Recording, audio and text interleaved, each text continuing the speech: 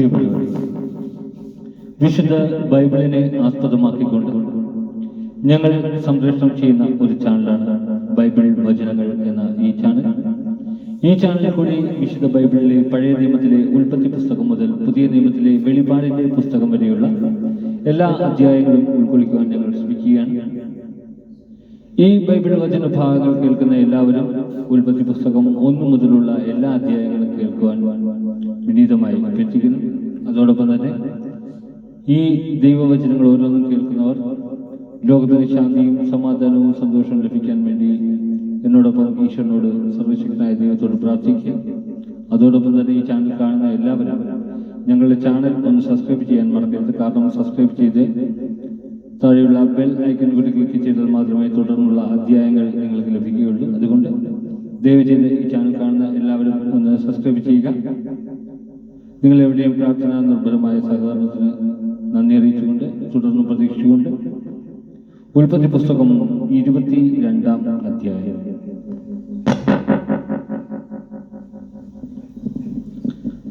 അബ്രഹാത്തിന്റെ ബലി. പിന്നീടൊരിക്കൽ ദൈവം അബ്രാഹത്തെ പരീക്ഷിച്ചു. അബ്രാഹം അവിടുന്ന് വിളിച്ചു, ഇതാ ഞാൻ. അവൻ വിളി കേട്ടു, നീ സ്നേഹിക്കുന്ന നിന്റെ ഏകമകൻ ഇസഹാക്കിനെയും കൂട്ടിക്കൊണ്ട് മോറിയ ദേശത്തേക്ക് പോവുക. അവിടെ ഞാൻ കാണിച്ചു തരുന്ന മലമുകളിൽ നീ അവനെ എനിക്ക് ഒരു ദഹനബലിയായി അർപ്പിക്കണം. അബ്രാഹം അതിരാവിലെ എഴുന്നേറ്റ് കഴുതയ്ക്ക് ജീനിയിട്ട് 2 വേലക്കാരെയും മകൻ ഇസഹാക്കിനെയും കൂട്ടി ബലിക്ക് വേണ്ട വിറകും കീറിയെടുത്ത് ദൈവം പറഞ്ഞ സ്ഥലത്തേക്ക് പുറപ്പെട്ടു. 3-ാം ദിവസം അവൻ തലയെടുത്ത് നോക്കിയപ്പോൾ അകലെ ഒരു സ്ഥലം കണ്ടു. അവൻ വേലക്കാരോട് പറഞ്ഞു, കഴുതയുമായി നിങ്ങൾ ഇവിടെ നിൽക്കുക, ഞാനും മകനും അവിടെ പോയി ആരാധിച്ച് തിരിച്ചു വരാം. അബ്രാഹാം ദഹനബലിക്കുള്ള വിറക് എടുത്ത് മകൻ ഇസഹാക്കിന്റെ ചുമടിൽ വെച്ചു. കത്തിയും തീയും അവൻ തന്നെ എടുത്തു. അവർ ഒരുമിച്ച് മുൻപോട്ട് നടന്നു. ഇസഹാക്ക് തന്റെ പിതാവായ അബ്രഹാത്തെ വിളിച്ചു, പിതാവേ, എന്താ മകനെ? അവൻ വിളി കേട്ടു. ഇസഹാക്ക് പറഞ്ഞു, തീയും വിറകുമുണ്ടല്ലോ, എന്നാൽ ദഹനബലിക്കുള്ള കുഞ്ഞാടെവിടെ? അവൻ മറുപടി പറഞ്ഞു,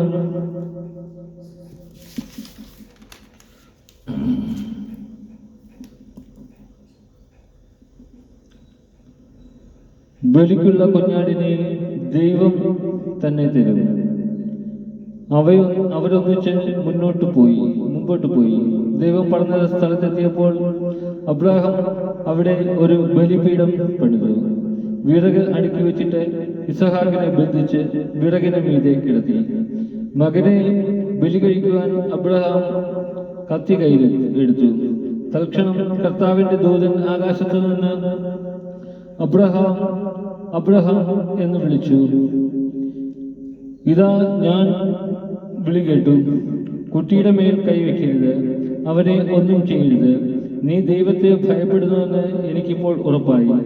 കാരണം നിന്റെ ഏകപുത്രനെ എനിക്ക് തരാൻ നീ മടി കാണിച്ചില്ല. അബ്രാഹാം തലപൊക്കി നോക്കിയപ്പോൾ തന്റെ പിന്നിൽ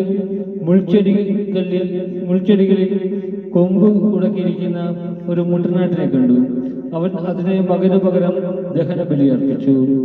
അബ്രാഹാം ആ സ്ഥലത്തിന് യാഹ്വേ എന്ന് പേരിട്ടു. കർത്താവിന്റെ മലയിൽ അവിടുന്ന് വേണ്ടത്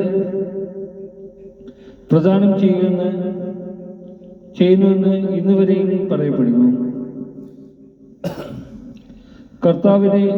കർത്താവിന്റെ ദൂതൻ ആകാശത്തു നിന്ന് വീണ്ടും അബ്രാഹത്തെ വിളിച്ചു പറഞ്ഞു, കർത്താവ് അരുളി ചെയ്യുന്നു, നീ നിന്റെ ഏകപുത്രനെ പോലും എനിക്ക് തരാൻ മടിക്കായക കൊണ്ട് ഞാൻ ശപഥം ചെയ്യുന്നു, ഞാൻ നിന്നെ സമൃദ്ധമായി അനുഗ്രഹിക്കും. നിന്റെ സന്തതികളെ ആകാശത്തിലെ നക്ഷത്രങ്ങൾ പോലെയും കടൽ തീരത്തിലെ മണൽത്തരികൾ പോലെയും ഞാൻ വർദ്ധിപ്പിക്കും.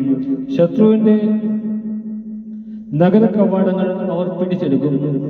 നീ എന്റെ വാക്ക് അനുസരിച്ചതുകൊണ്ട് നീ നിന്റെ സന്തതിയിലൂടെ ലോകത്തിലെ ജനതകളെല്ലാം അനുഗ്രഹിക്കപ്പെടും.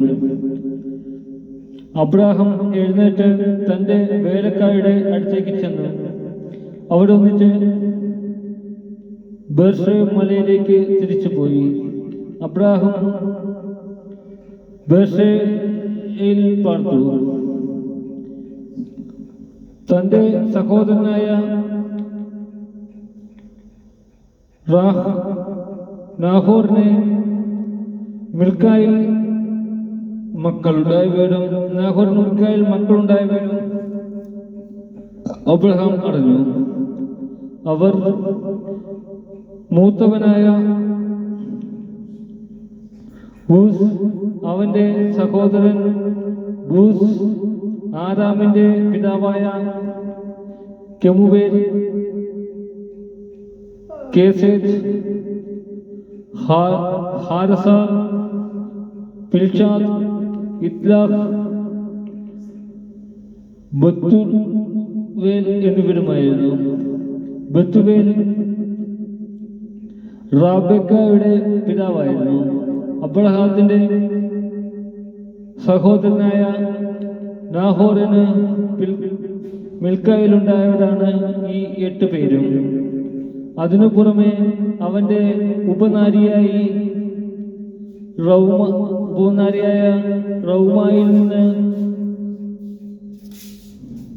നെബഹ്, ഷഹം, യഹഷ്, മാക്കാഹ് എന്നീ മക്കൾ ജനിച്ചു. നമ്മുടെ കർത്താവായ